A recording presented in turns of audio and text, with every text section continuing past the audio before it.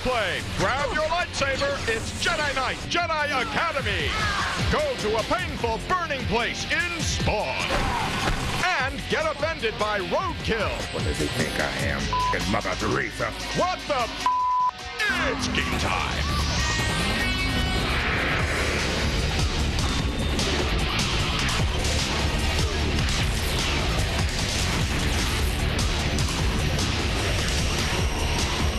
From a galaxy far, far away, come Adam Sessler and Morgan Webb. Very far away. How far? Well, just kind of across a ways. the bay. Welcome to X-Play, the show where Jawas and Wookiees coexist peacefully in your dreams. That's right.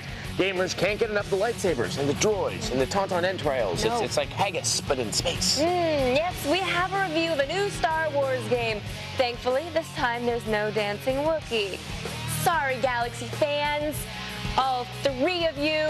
But wait, there's more. We also have a Gladiator game. And it's not a Spartacus dating sim featuring Tony Randall. Aww. I know. Plus, Spawn, the superhero, not the act.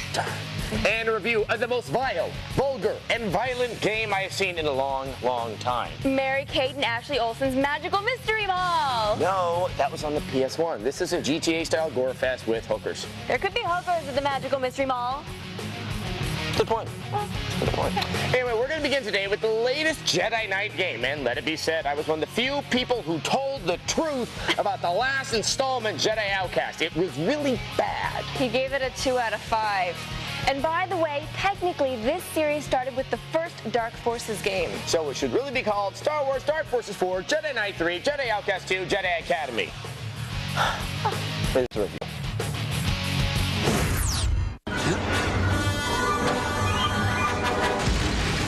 Star Wars Jedi Outcast was a game that had a great concept but suffered from really dull execution. Yeah, you got to be a Jedi, but you spent most of your time doing very un-Jedi things. Flipping endless amounts of switches to open an equal number of identical doors, for instance.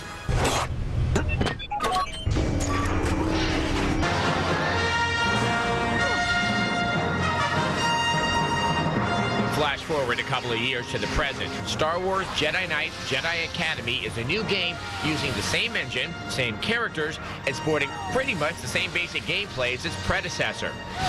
You always sense a disturbance in the Force. You're offered a choice of missions at each stage of training, and the variety is impressive.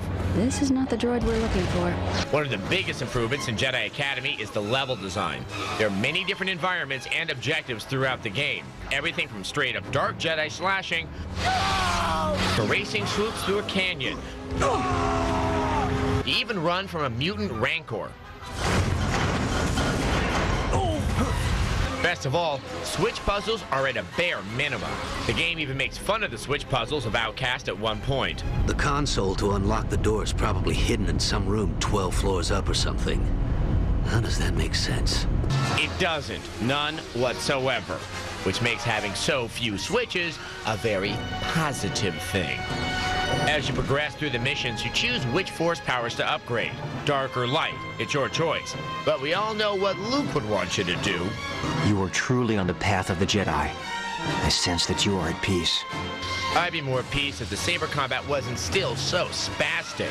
A lot of new moves have been added, and you can now choose to use the saber staff for Darth Maul action, or go dual sabers for high speed and agility. You can pull off some truly cool moves, like this. Come on. Come on. You will believe a stormtrooper can fly. Still, I've never actually seen Jedi circle strafe and run around swinging sabers like maniacs in the films. Also, be warned that you can easily finish Jedi Academy in a weekend. It's pretty short.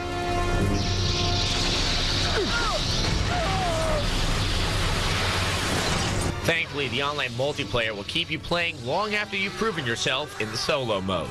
Jedi Academy is a huge improvement over Jedi Outcast and snags itself a 4 out of 5. Okay, do you understand? Thumbs up. I'm glad we could give Jedi Academy a good review because the last time I gave one of these Jedi games a bad score, some of the fans really got pissed. Oh, I know. Do do boop boop boop boop boom boom ba da da da bing bing bong quack quack. Adam Sessler. Hey dude, you know screensaver's line's outside. You shouldn't be here. 2 years ago, you gave Jedi Outcast 2 out of 5. Yeah. What do you want me to do about it? I feel it should have been higher.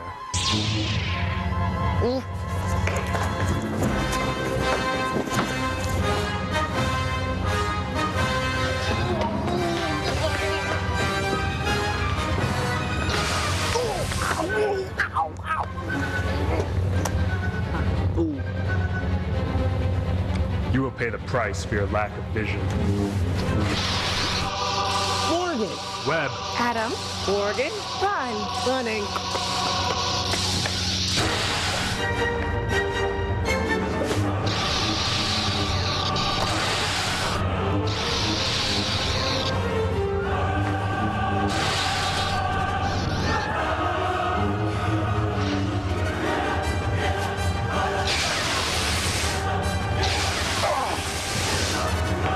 This isn't over.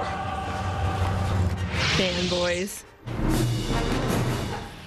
So no wonder you didn't want to play Jedi Academy. She gets to do that stuff all the time. Yeah, so I play games to escape reality. It's not that I'm not grateful for saving my dumb ass, but where did you learn all the Jedi stuff?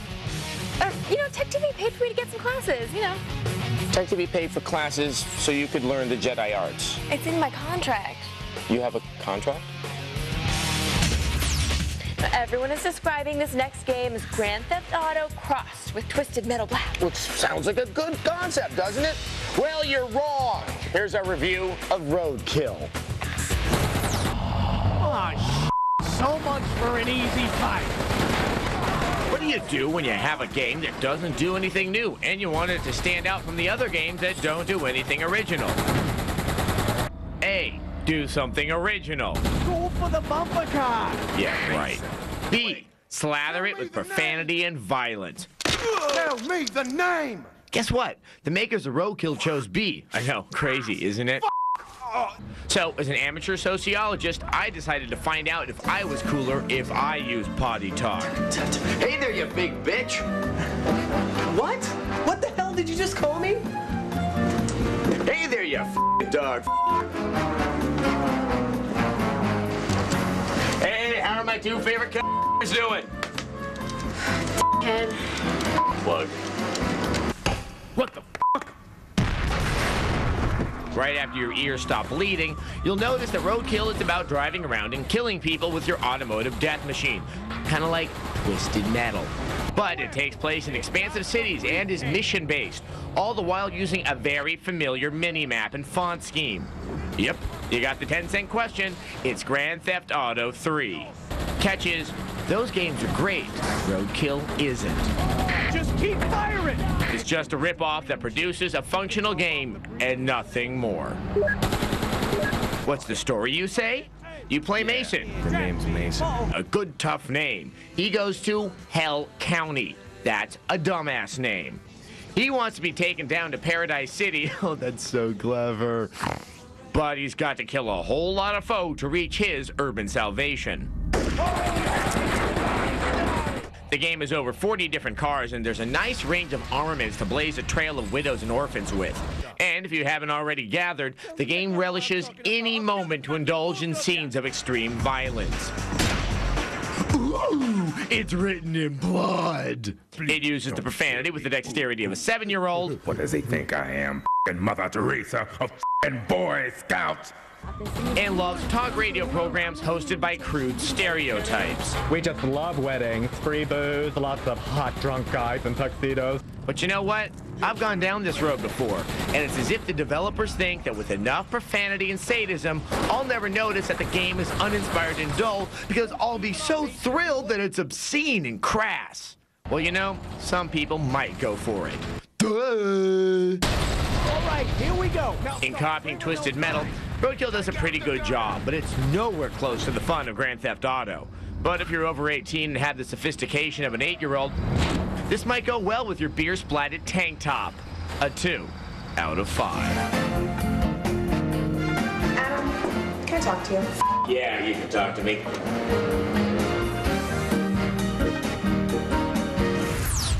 My, you're a little cuss bucket, aren't you?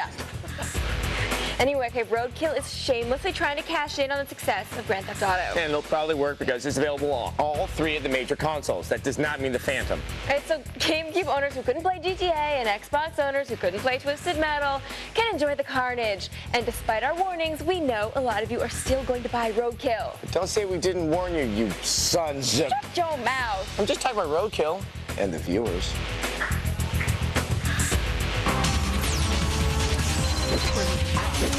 Coming up, that's not Russell Crowe in Gladius. And he is a most powerful... The Jedi scene was really fun to shoot.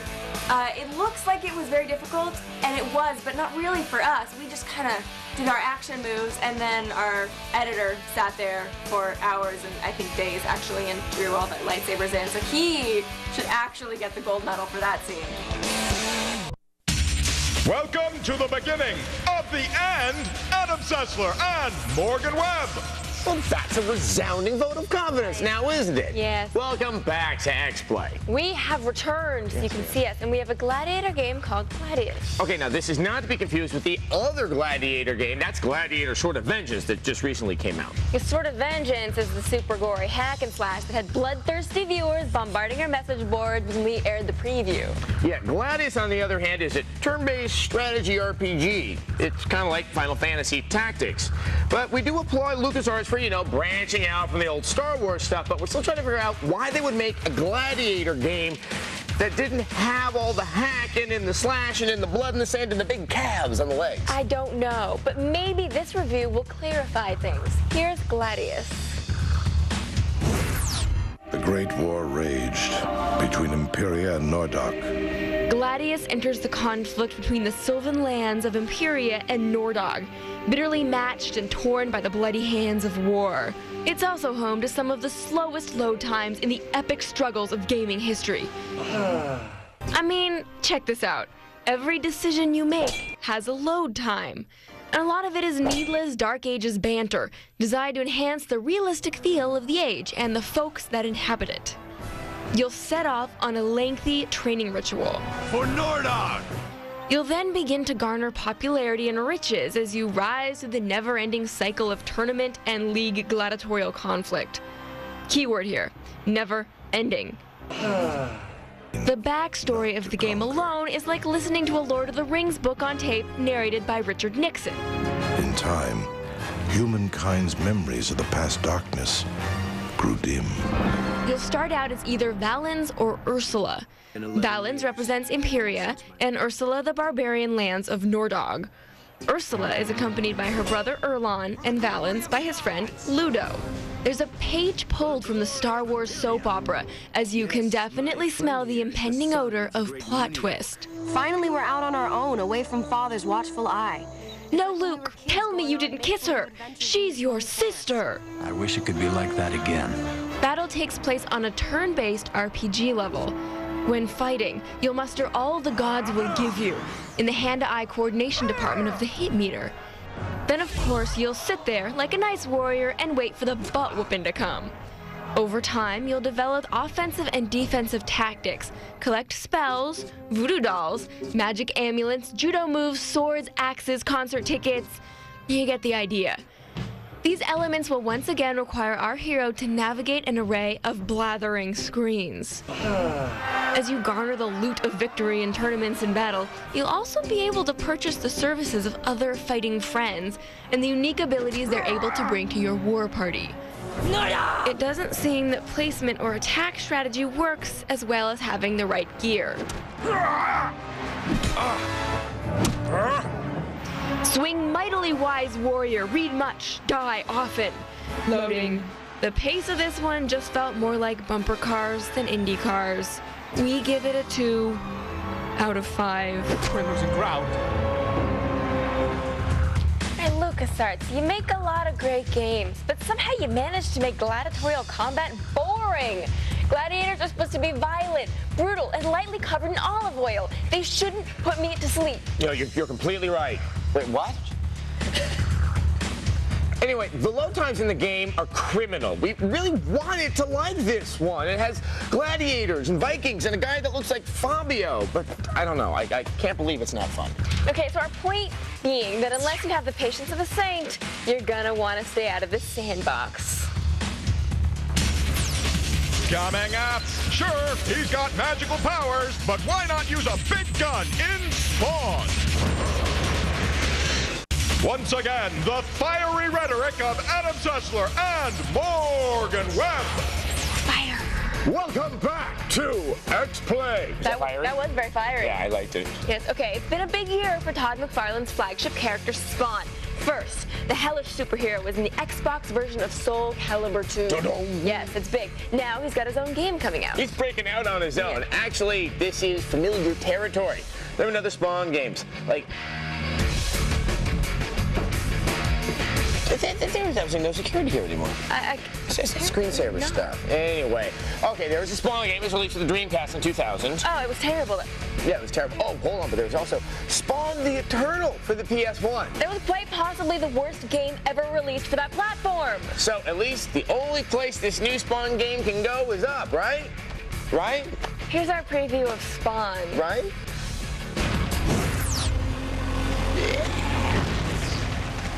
Although a veteran of films, comics, and toy boxes everywhere, Todd McFarlane's Spawn doesn't play around.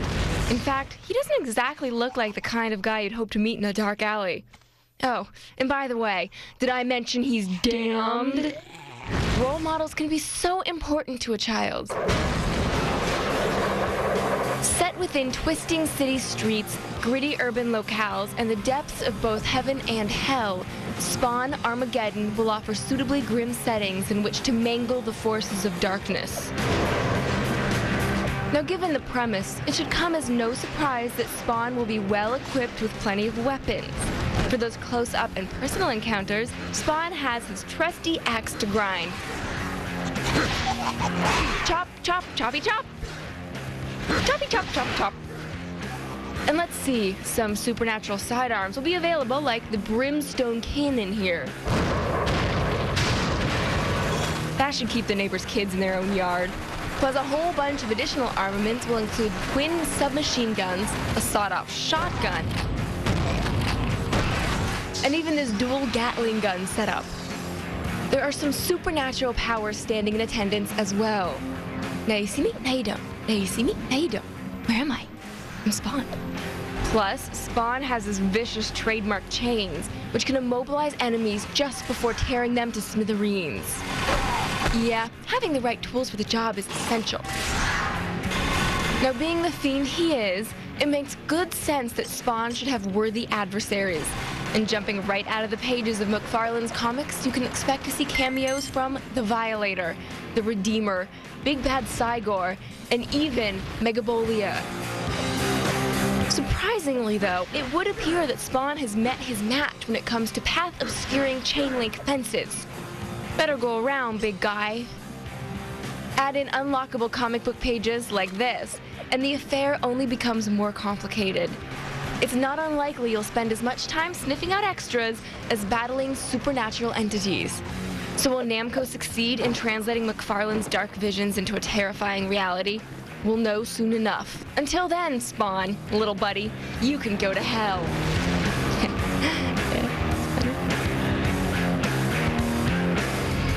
Okay, let's be honest. Some of you are watching that preview and going, like, why is Spawn ankle deep in the pavement?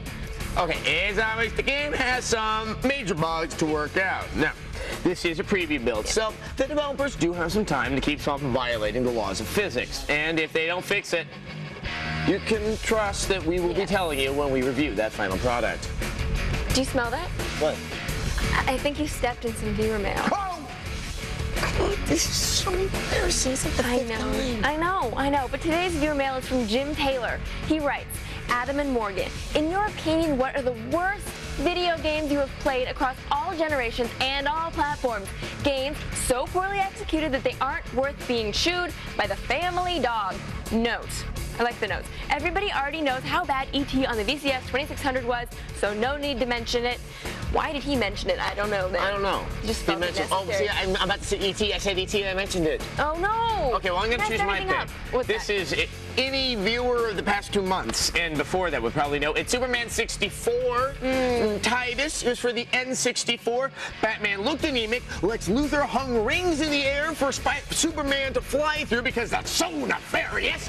And it was just awful. And it cost $70. They were children who begged their mommies and daddies to fly like Superman. And then their parents bought it for them. Dog turd of a game. Yes, okay, yes. I'm done. My favorite game, I think right now, is Charlie's Angels, because they're just in bikinis the whole time, and it makes no sense. And they're not even cute or like stylish, and they all stand weird. It makes no sense. Yeah, and they kind of scuttle around. They don't even run. Yeah, that's bad. And you know, actually, there are a lot worse games out there. You can find them all on our website too. You can probably find them all on our website. Yeah, there's a lot of stuff. Yeah. You know, and